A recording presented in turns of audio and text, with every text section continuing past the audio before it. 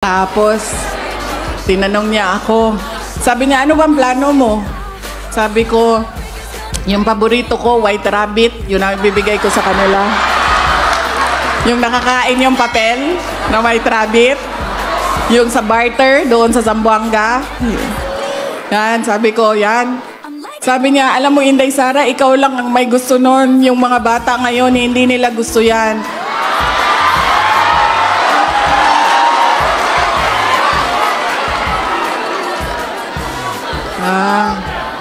So sabi niya, bigyan mo sila ng pambili ng lechon manok.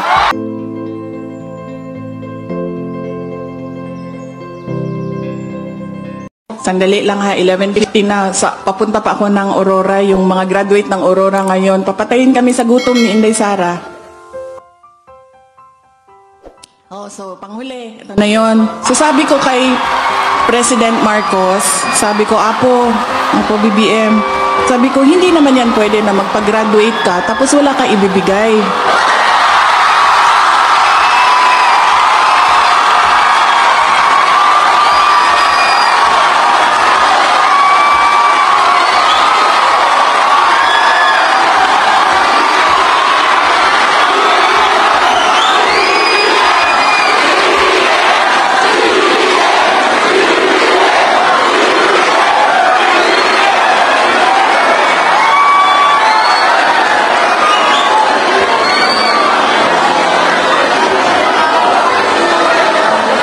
Tapos, tinanong niya ako.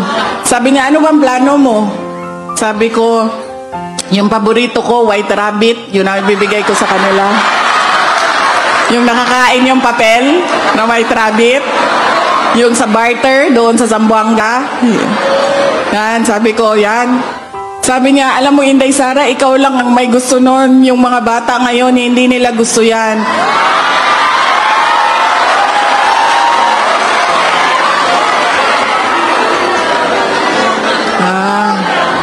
So sabi niya, bigyan mo sila ng pambili ng lechon manok.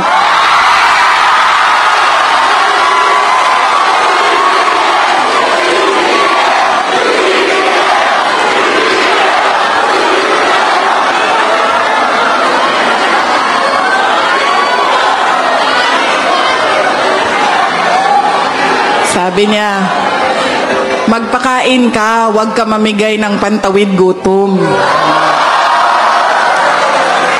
So, naghanda kami ng regalo para sa inyo. Pagdaan ninyo, pambili ng lechon manok, pagdaan ninyo dito, bibigay siya sa inyo.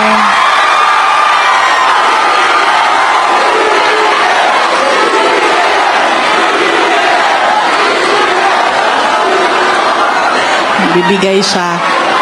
Ito.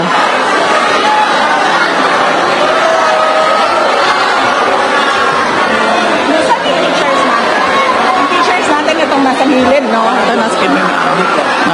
Okay. Oh, so,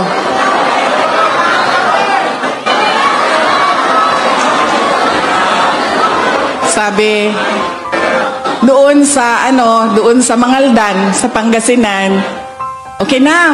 Kasi nakatutok ako sa mga graduates, diba? So, okay na. Nabigyan ko na sila ng piece of advice. Sana man lang ay na-inspire sila, may regalo na sila. So, okay na ako. Sabi ko, tapos na yung aking duty, tapos na yung aking role.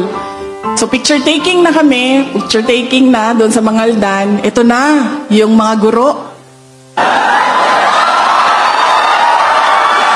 Ma'am, true story ito, ma'am. True story talaga ito. Hindi man ako nagsisinungaling kasi natatakot ako magsinungaling kasi ang problema kasi sa pagsisinungaling, pag hindi siya totoo or hindi siya fact, nakakalimutan mo kung ano yung sinabi mo. Kaya ang daming lalaki nahuli sa ganyan, diba?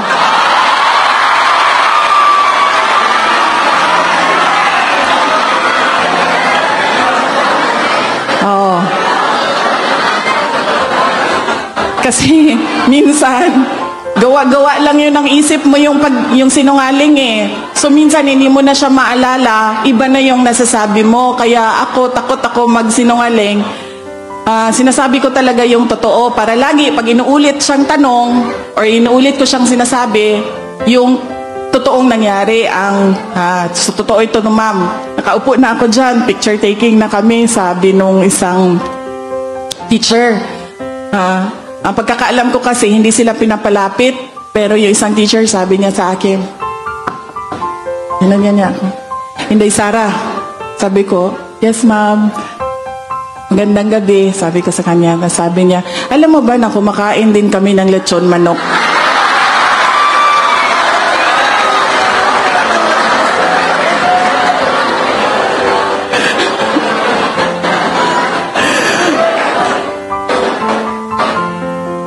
Tapos, syempre nagulat ako. Kasi nga, nawala sa isip ko yung mga teaching and non-teaching staff noong eskwela. Nawala sa isip ko, nakatutok lang ako sa graduates. Nagulat ako. Sabi ko, "Oo naman, ma'am, ako din, kumakain din ako ng lechon manok." So, naghanda din kami ng pambili ng lechon manok ng ating mga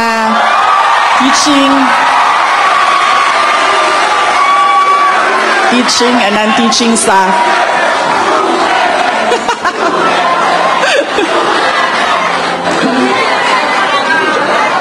Oo. Which is, naisip ko na okay lang din na naghanda kami para sa teachers at sa non-teaching personnel natin and of course sa ating school head, sa ating principal. Dahil naisip ko, baka naman kung hindi kami maghanda, sasabihin pa nung teacher, "Uy, mag-share ka naman sa lechon manok mo." May kanya-kanya na kayong handa mamaya para sa celebration.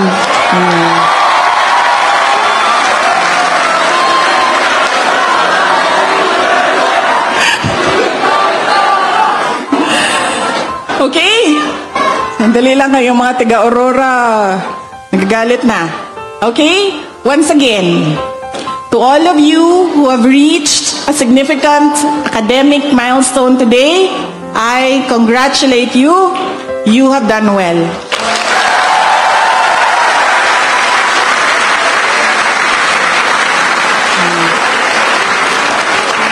Mga kababayan, patuloy tayo na maging matatag tungo sa isang bansang makabata at mga batang makabansa. Ang lahat ng ginagawa natin ay para sa Diyos, sa bayan at sa pamilyang Pilipino. Syukran.